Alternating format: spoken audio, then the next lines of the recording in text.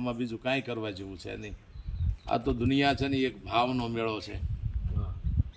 ધ્યાન મેડિટેશન કરો તોય તમારે ભાવ જગતમાં પ્રવેશ કરવો જ પડે. ધ્યાનમાં બેસો, ધ્યાન પછીનો જે સ્ટેપ આવે એ એક ભાવ જગત હોય છે.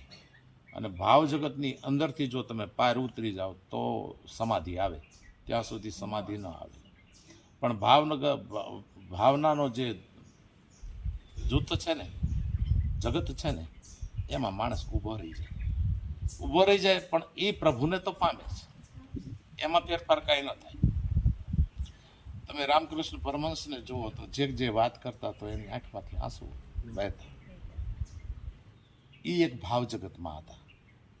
સતત 24 કલાક ભાવ જગતમાં રહેતા. વિવેકાનંદ પણ ભાવ જગતમાં રહેતા. તો મારે ને તમારે શું કામ ન રહેવું? મેડિટેશન દ્વારા ભાવ જગતમાં તમે પ્રવેશ કરી શકો છો તો કરો ને. ડાયરેક્ટ છે. આમાં ક્યાં તમારે કંઈ વેચાતું લેવાનું છે? પણ સદગુરુને સમર્પણ તો થવું પડે ને. જ્યાં સુધી સદગુરુને સમર્પણ ના થાવ ત્યાં સુધી તમારા માટે કાંઈ નથી. કારણ કે પૂર્ણતા ત્યાં સુધી આવે જ નહીં. ભગવાન શ્રી કૃષ્ણ હોય કે રામ હોય, એમને પણ ગુરુચરણમાં જવું પડ્યું. ચાંદીપની ઋષિ પાસેથી એમણે વિદ્યાભ્યાસ કરવો પડ્યો. કરવો જ પડે. કારણ કે આપણે આ પૃથ્વી ઉપર આવીએ ને ત્યારે આપણો કાચો માણસનો પિંડ હોય.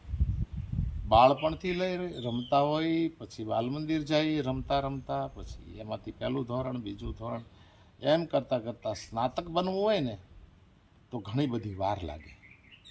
12 ને 2 14, 12 ને 4 15-16 વર્ષની ઉંમર થઈ જાય ત્યારે તમે સ્નાતક બની શકો. ગ્રેજ્યુએશન ત્યારે પ્રાપ્ત કરી શકો. પણ હું તો એવું માનું છું, એ ગ્રેજ્યુએશન છે ને એ તો સાધારણ છે. આધ્યાત્મિક ગ્રેજ્યુએશન છે ને એ તો પાવરફુલ છે. એમાં પૂર્ણ શક્તિ હોય છે. આમાં સિસ્ટમ હોય, માત્ર સિસ્ટમ કે આંકડાની ગણતરી અને શબ્દોની ગૂંથણી. અને ઓલો તો એના ફેમ્ટોસેલ એટલા પાવરફુલ હોય, આંખ આમ કરે એટલે બીજાને ઊભું રહી જવું પડે.